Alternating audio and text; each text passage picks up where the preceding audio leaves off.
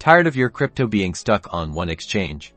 Let's break down how to easily transfer crypto from Coinbase to Mexc. First, log into your Coinbase account. On the home screen, look for the Send and Receive button, typically located near the top right of your dashboard. Click it to initiate a transaction.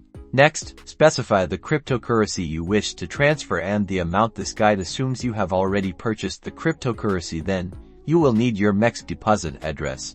Now, log into your Mexc account and navigate to your wallet or assets section. Find the deposit option.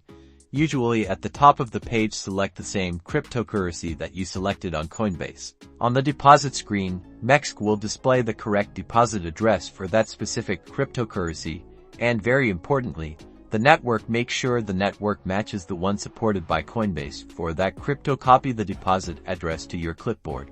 Return to Coinbase and paste the Mexc deposit address into the recipient field. Double, triple, quadruple check that the address is exactly right to avoid losing your funds. Select the network that you copied from Mexc.